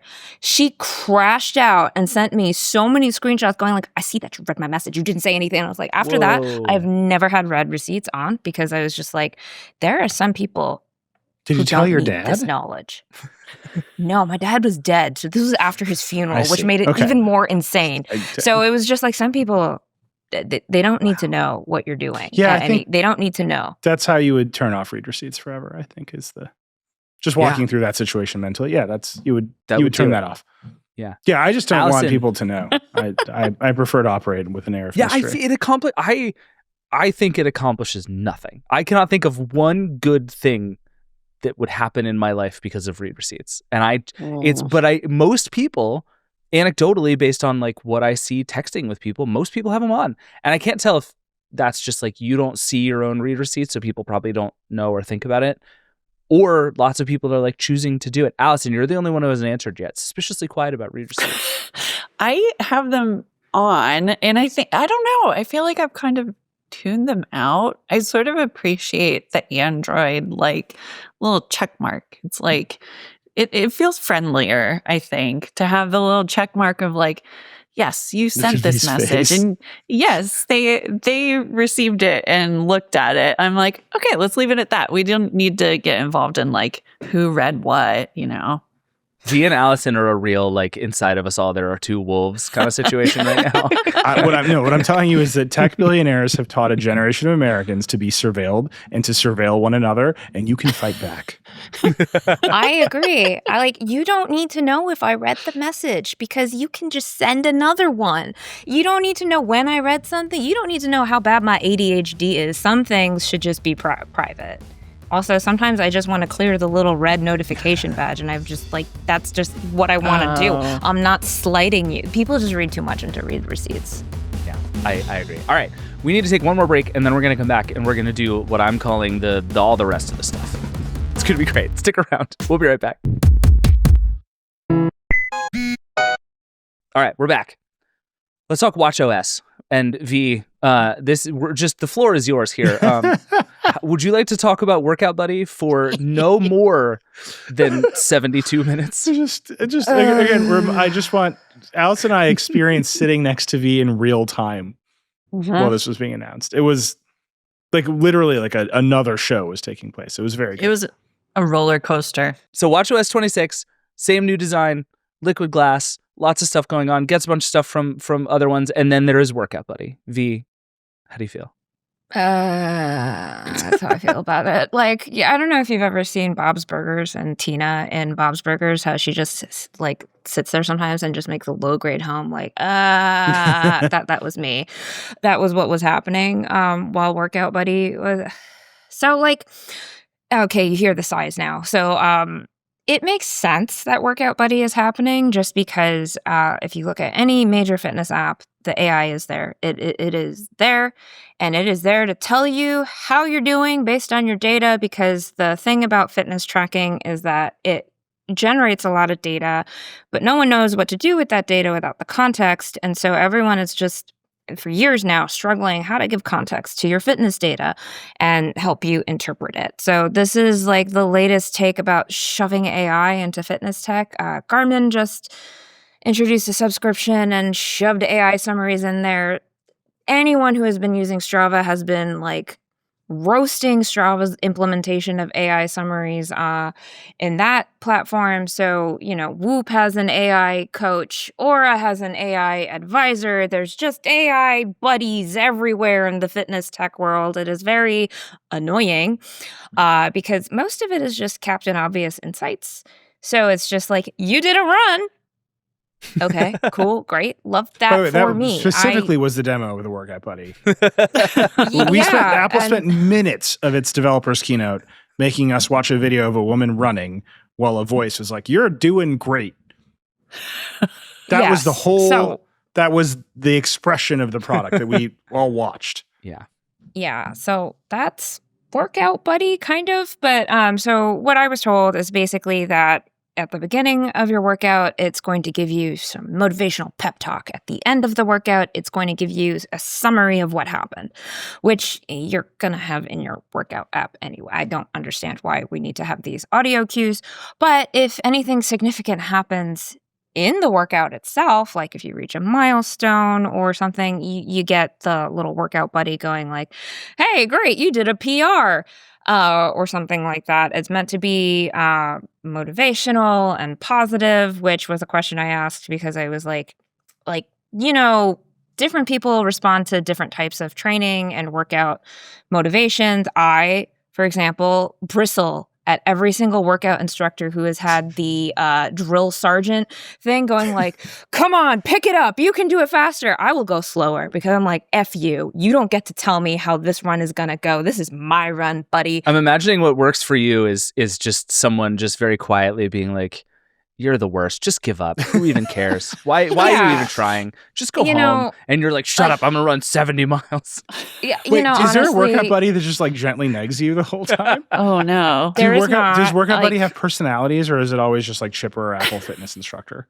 I think it's the concept is based around different types of Apple Fitness instructor personalities. So that different, like 50 shades of gentle motivation is what I think the concept is there. Because, anytime when we talk about Apple's approach to fitness, it is meant to be inclusive. It is meant to be, they don't really go into the drill sergeant, come on, run faster, buddy, like kind of motivation, which personally I appreciate because that's rude. I'm just sort of like, when I'm running and I'm in the zone, when I'm listening to my Stray Kids talking about God's menu and doing, I don't want to hear, hey, you did a PR. Yeah, that's a later insight. I don't need that while I'm running, but I'll give it a try. I'll see. Maybe I will change my mind. I have changed my mind before. But what's the connection to, like, hey, you did a PR, or like, here's your time to a mile, run a little bit faster? Like that's just a combination of like doing some math and then having a text to speech model. What's the connection to, like, we're collecting a bunch of data about you, right? Like that's what. I hear what you're saying. Like, fitness tracking generates a bunch of data that no one knows what to do with. Isn't that where you would have an AI being like, here are some patterns, do some stuff? Like ostensibly. Don't only run downhill, Nilay. Like, like stuff. But it depends on your goals, right? Because maybe if your goal is to run a half marathon and the half marathon is really hilly, yeah, maybe you want an AI saying like, hey, so I see that you are avoiding hill intervals. Maybe don't do that if you want to have a good time on your run. Yeah, that ostensibly that could be something that you want. But if the goal is to just be active, do you really need that? Do you really need to chase PRs? Because I can tell you from a lot of people, you are going to get injured if you do any sport for any period of time. And if you're only chasing PRs, if you're only chasing these goalposts, you will burn out and you will feel terrible about yourself because you will fall off at a certain point in time. It's a very delicate balance about what actually motivates people. And like, it's sort of also just like taking your historical data into context, being like, congratulations, you ran 3 times on this route, and this is the second best thing that you've done on this segment of this route. Do you really is that really something that you want to hear during your run/walk/cycling segment? There's some psychos out there who do love this kind of granular data. I will also say, I think a thing that we are quickly learning about AI interactions in general is that kind of stuff is more meaningful to more people than I expected. And I say that with as little judgment as possible, that like having a fake voice in your ear telling you that you're doing a good job actually means a lot to a lot of people. And I am still trying to figure out what to make of that as like a person. But I think it's true. And I think there's something to it. And I also really like the idea of something that would be like just gently rude to me the whole time. Like what would really work for me is if my workout buddy was just like sort of sarcastically be like, "Oh, great job, David. What a good workout you just did. You ran so right fast." after David's done with like, what I try to use my iPad as a real computer feature. We're gonna run I Fell in Love with My Workout Buddy. Oh no. Workout buddy tries to convince David Pierce to leave wife and family. It's okay. My wife is already successfully mean to me all the time, so it's no, I know your type, which is why so when you suggested that a robot tell you to run faster in that exact personality, I became worried for you. Listen, I am who I am. Like, Nilay. This is we'll what it see. is. I asked if you could like calibrate the workout buddy. I didn't really get a clear answer there, but I think if you could calibrate your workout buddy to be your ideal companion while you do a workout, sure, that might help a bunch of people. Because I don't know, exercise is one running? Of those things. Is it for all the workouts? No, it's for walks. It's walking. You can have it. I believe you can do it with cycling. So it's multiple different workout so all types. dumb feet exercises. Yes, all dumb feet cardio exercises, which because it makes sense. These are generally solitary activities. Right. You can turn it on and off. It's not like mandatory. Can you be like this. workout buddy? I want to get jacked, and then so just cardio, just foot based cardio. I think it's just like what I will say is that very few apps actually do strength training well. Because it's just one of those things that is repetitive and boring if you're doing it well, and also very different depending on everyone's needs and equipment issues. So no I think maybe exactly one app does it well, and that's Ladder. But yeah, I don't think strength training is. I don't even know what a strength training workout buddy would be like, because what you would want from an AI buddy is prompt cues, or like form check prompt cues. So Just how be an does AI it know thing in what your you're ears, doing? just be like, yo, bro, you need a spot? And you're like, you can. Yeah. Zee, Even- before we move on, anything else in WatchOS 26 you think is interesting? The one thing that stood out to me was the smart stack, because it is just like a really funny paradoxical thing, because they're saying that the smart stack is going to get even smarter with Apple Intelligence, so that when you look at the stack, it'll surface the things that are most useful to you at any given one point in time. And that's such a hard thing to judge, because if it's doing its job really well, you will never notice it. So that's just like I was sitting there going like, how am I going to test if this is actually useful to me? I have no idea how I would even notice it, but maybe that's just how I know it'll be doing its job. So smart stack, we'll see. What was the like flippy thing? They were like, and now you can it's flip a new your gesture. Okay. Yeah. It's a new gesture, wrist flick. We gotta workshop a new name for this gesture, because I like double flippy tap flip. is Flippy pinchy flip's good. pinch. Flippy flip? Yeah. So in the live blog, I was like twisty twist, but I think I like flippy flip better. Pinchy pinch and flippy flip. I Pinchy think. pinch and flippy flip. That's good. Yeah, there we go. I love it. All right, well, problem solved. All right, now tvOS we already did. I will remind you, more notifications, new screensavers, connect to a speaker. The end. That's it. That's all I got for you. Fully out of ideas. No one has any more Yes. ideas for TV UIs. Literally, they do the bento boxes at the end of every one that just has a bunch of the features, and like half of them were just shows on Apple TV Plus. Like, what are we doing? Vision OS is the last platform we should talk about. The big thing here, I think, is widgets. Oh, I was going to say, connect to a speaker? Connect to a speaker? Question mark. V, I would like you to just briefly convince me, as probably the person among the four of us who has spent the most time in a Vision Pro, Yes, that what an honor. widgets is cool and good. I will allow you 11 seconds. Okay. I guess. Okay. So I guess the one thing is that every single time you have a, you know what, I can't do it. All right, cool. Like, Widgets. I guess the widget wall clock. Yay. Clock. The widgets are a little yes. like augmented reality-ish. Like they're not augmented reality, you know? That's a new term I just made up. Augmented reality-ish. Yeah, I like like that. they look like they're on the wall, but they're not actually augmented reality. They're just like, you know what I mean? They're just like pictures. They don't. Yeah. Do you remember that? They're not interacting with reality. They're just stuck up there. You know. Do you remember that Facebook event a bunch of years ago where Mark Zuckerberg was like, the future is you're not going to have a TV on your wall. You're going to have an AR TV that you look at through your glasses that you're going to like buy for $1 in the App Store, and you'll put that on the wall. Yeah. I saw this and I was like, oh my God, was Mark Zuckerberg right? Like, is the future of wall clocks widgets in my Vision Pro? This is what we're doing here? There's one big Vision OS feature that we should talk about for just like half a second, and it is actually the feature they needed to launch with, which is guest access and like shared Yes. support. So now you can like let someone else set up the Vision OS device for themselves. All of those settings get saved to their phone, and then if they go to any other Vision OS device running what is now called Vision OS 26. We just skipped 24 different Vision OSs straight to Vision 26. They can say, I've got one, and like send the data from their phone to the headset, and it will just be ready for them. And they should have had this from the beginning. And what's amazing about this is that they announced this feature in the context of enterprise use, because it's enterprises who want this feature. Businesses were like, we have lots of shared headsets that go out in the field. People need to switch between them all the time. We're not buying one for everybody, but it's also for consumers. I made sure that it's also for consumers. But you can see where the action is on the Vision Pro. It's in the enterprise. It's like fancy architecture firms, I assume. That's what I think of when I think of the Vision Pro.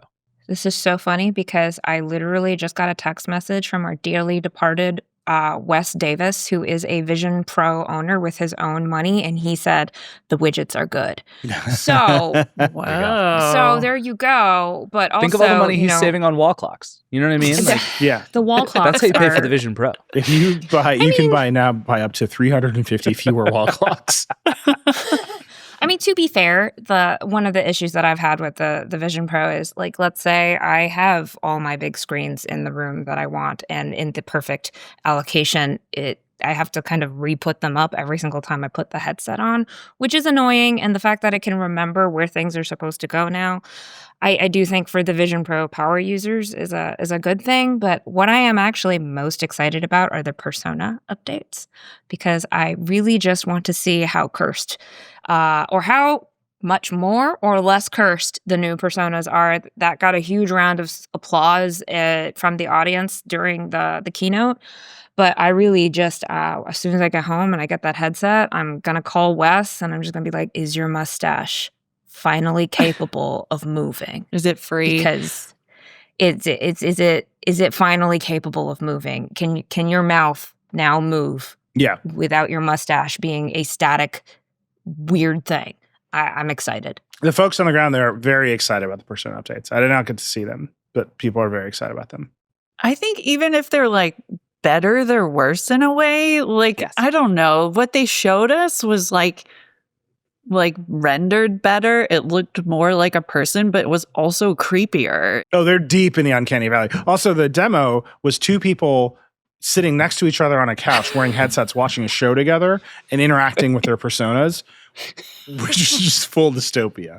Like, Yeah, that sucks, man. It's so Like, weird. I'm out on that. That's some real $7,000 worth stuff. of equipment so that we don't have to talk have to each other. widget wall clocks and then a persona of your partner that you can look at instead of looking at their own face. So, okay. Every Got part it. of the Vision Pro from the very beginning has required Apple to take itself deadly seriously in a way that is incompatible with the reality of people wearing headsets with external battery packs connected with a wire to them. Like in one of my first briefings with them when they were like talking about it, I was like, have you guys ever like talked to each other both wearing headsets with the eyes on? Was it funny? And they're like, we don't laugh at each other's work.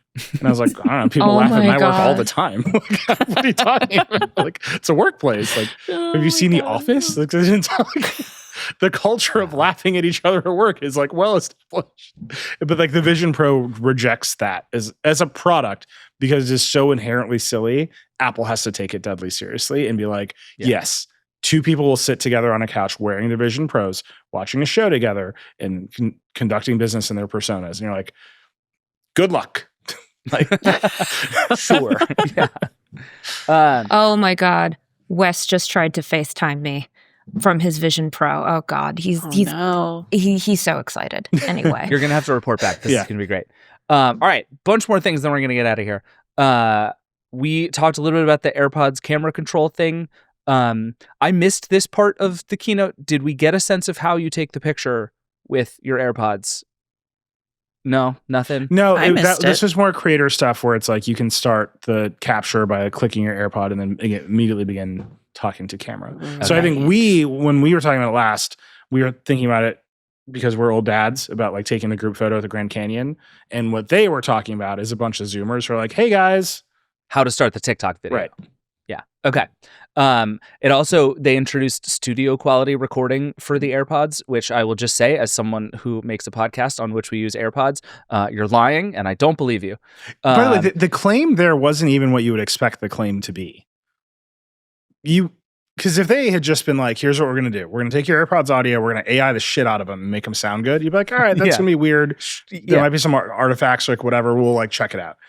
But they were just like, no, we've just made AirPods studio quality. It's like, how? Why did you do that you the just first turn up the bass slider? Like, what did you do? Yeah, they just magically sound better. They now. got one of those like 1980s, like 24 band parametric EQs and just like turned up out the whole right side. Like, how? Not unclear. Don't believe you. All right, next one. There's the new Games app, which they kind of skimmed past in a way I was a little surprised by. We expected there to be a lot of noise about like Apple's, annual huge play into gaming, and this kind of was that, but I don't know. I didn't get the sense that this was a huge new initiative from Apple to try and make gaming work so much as it is just like a place to find all the games you have installed. on your So phone. there's John Gruber posted his read on this, which lightly tracks with mine, which is they are making the games app like a separate app store and app experience.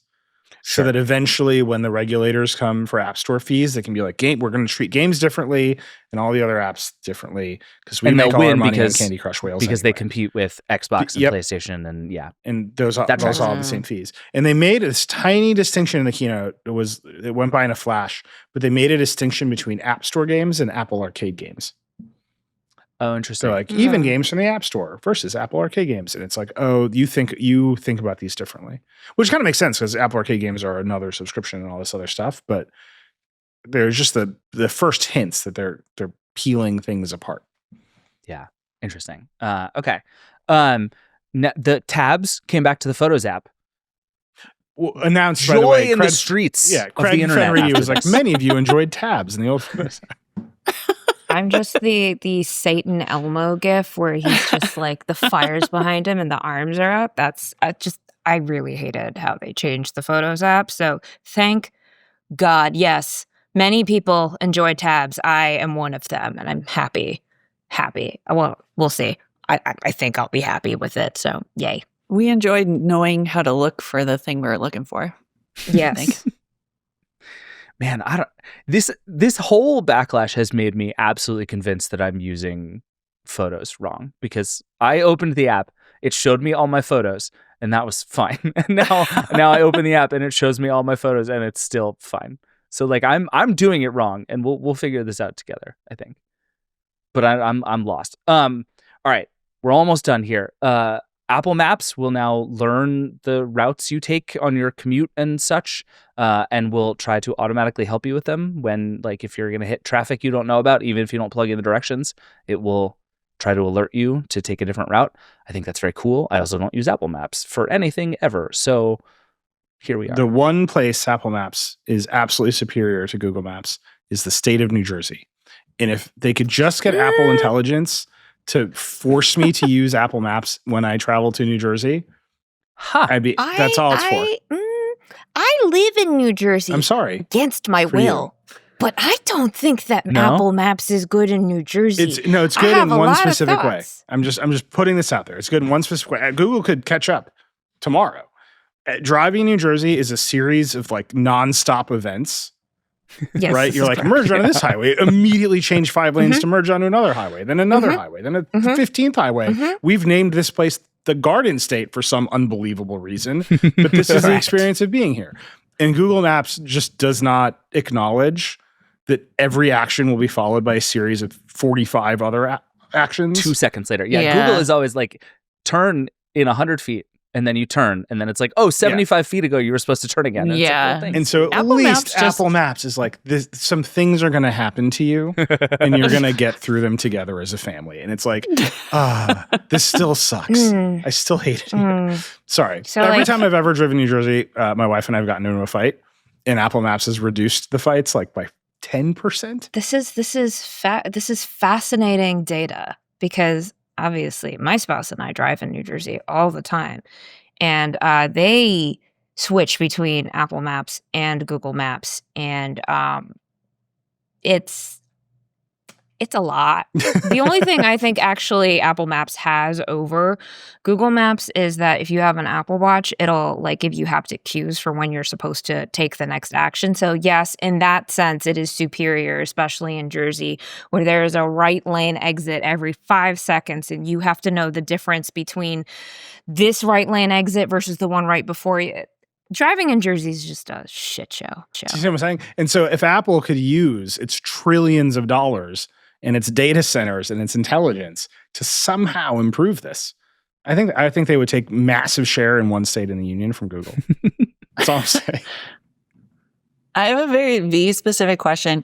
When it's doing that haptic thing on your wrist and it's like tapping you, is there different taps for the direction you're supposed to turn? It like freaks me out a little bit. I'm like, is this supposed to be telling me like turn left or turn right? Like I don't use Apple Maps when I drive. The spouse does because they swear it will reduce the number of times that they miss the exit, which, you know, this is getting too much into my marriage, but I think if they just turned on the audio cues, they would miss 20% fewer Oh, turns. Well, you're right. Workout buddy, but for driving. They insist. You are also in my Driving marriage. buddy. They should just rename Driving it buddy, actually. And every time you Driving get buddy. the turn right, it's like, you did great. You're so Yes. good. Yeah, you know Yes, what? it That's is. a We didn't need personal workout record. buddy. We need a driving Driving buddy buddy just for New specifically for Jersey. marriages in Jersey. Just anybody in a marriage in Jersey trying to get somewhere on time, you need driving buddy. I can feel David like knowing that this podcast needs to wrap up because V and I are just complaining about New Jersey now. But that's It's okay. the kind of The day show it ended was. like a half hour ago. Yeah. No, this is I'm learning a lot about why I need to just switch to Waze is the thing that I'm taking away from all of this. Waze just has me drive through neighborhoods and everything goes fine. There was some new stuff for like digital IDs in Apple Wallet, which I bring up only so that Nilay can remind people. Never hand your phone to a cop. Don't do There it. you go. That's a good one. I also have another one for our good friend Nilay Patel. We got some CarPlay updates. Are you so excited about CarPlay? Nilay Patel, America's #1 lover of CarPlay. Do you have any thoughts? I've asked Apple to send me home with an Aston Martin. For journalism. So far, they haven't said no. I would not say that they have said yes, but we're in a liminal place where hope is alive. Schrodinger's Aston Martin. CarPlay Ultra is its own beast, and I don't know what's going to happen there. It's, by the way, Jeep, Stellantis, the company that owns Jeep, broke its software relationship with Amazon a couple weeks ago. And of all of the companies that should like screw it, like just glue an iPhone to your dashboard, call it a day, like they should just do it. Most of the other car companies are still like in a real wait and see. But the CarPlay updates, they're fine. They're good. You get tap back emojis. Like mostly what you should send as a response or text message while you're driving is a thumbs up. Yes. If they made that 100%. easier, that's great, right? To just emoji respond to texts, so you're not like talking and screwing on with Siri and all that stuff. But it's never been more clear that CarPlay is just a second monitor for your phone than looking at the set of updates, because they're just like we changed how the phone looks, so CarPlay looks different now. Like we've made some widgets move around and added some features. Like, oh, this is just a second monitor for your iPhone running on your car display. And like, that's what it is. And it's what it should be. And I think people are generally happy with that. But the fact that CarPlay Ultra is over there and it's like, we've added the climate controls to it has never seemed less important. Like, it just doesn't matter. Like, what you want is a second monitor for your phone running in your car display. And now it is more of that than it has ever been before. I'm hoping to go home with an Aston Martin, and Apple, if you want to convince me otherwise, black is great. I will accept silver. We've been looking for a reason to do a Vergecast road trip, and I'm just saying that the Aston Martin with CarPlay Ultra is the solution to all our problems. We have an ethics policy. I can't actually accept the Aston Martin. You understand what it is. It's a joke. We can't have it forever, but you can. Long-term loans exist. It's true. Saying. There are review units of cars, so That's true. I know that there's like a review warehouse in the Northeast. I'm friendly with them. But if you think about it, like you have to drive it long enough that you're no longer amazed by the novelty of an Aston, and that's like at least a year before you can even really properly review CarPlay Ultra. Yeah. As software divorced from the existence of the Aston. So it's going to be fine. We're going to make this work for you. All right, we need to get out of here, but I do just want to just check in one last time. Y'all were there. Y'all have been through all this. We've talked through a lot of the news. There was a lot of stuff. My sort of overall takeaway is that like if it wasn't in the shadow of last year and it wasn't in the shadow of sort of everything else that's been going on with Apple, that like from a pure here's the new stuff coming to your devices world, this was like a fine WWDC. Yeah. Not the greatest we've ever seen, not bad, and what makes all of it weird is all of the other stuff happening around Apple, which is really unusual for Apple, which is a company that has like lived in its own bubble for as long as we've all been doing this. Was that your read too? Like good, not great. Your phone's probably going to be fine once they walk back all the liquid glass weirdness. Yeah. Is it like a off year where you are just you're following up Vision Pro, you're following up Apple Intelligence, and now it's this stuff. That's just kind of how it felt. Like The big three. Yeah. Vision Pro, bad Siri, Windows Vista is the true legacy of Moist Apple. Vista. Gross. Moist Vista, Vista. excuse Oh no. Gross. Moist Vista is not a great. I feel Yeah, No, we it's will not not. be making that T-shirt. I can tell you that. really right now. unhappy about that. Actually, the more I think about it, I don't think you can ignore the other stuff. The rest of this industry is chasing an uncertain technology that might not be the future. It just might not be, but which has a lot of capabilities towards like an entire new model of applications. That's just a thing that's happening out there. Like Sundar Pichai coming on Decoder, I mean, like the web is a series of databases, and like my agents can just go ping the databases. And Kevin Scott from Microsoft coming on and being like, MCP is the future, and I can re-architect the open web based on these new protocols. And the kids on TikTok using N8N to make new automations out of all these tools. Like there's something actually happening there. Like some big thing is actually happening there. And all of the app action and like app development right now is happening with those kinds of tools on the web in like really weird ways. It might come to nothing. And I think Apple's point of view is like, we don't do comes to nothing. Like they're like, we make great products. When they're finished, we ship them. Except for the fact that like for, over a decade now, all of the hottest apps have launched on the phone. And that at a developers conference, what you want is lots of new reasons to make cool apps on the phone. And yeah, I don't know. There's just a gap there that is like worth thinking about longer than it was just fun. Like, yeah, they revved all the stuff. Here's all the stuff they worked on for the last year. Here it is. But last year they're like, Siri will be your best friend. right. And they haven't shipped it yet. And meanwhile, like, coming off of I/O, you're like, here's Google being like, here's all these new ways to think about using your computer. All like, and it's a bunch of Google stuff. Some of it will just come to nothing. Project Mariner, where they run Chrome in the cloud and click around the web for you. Like, I don't know, man.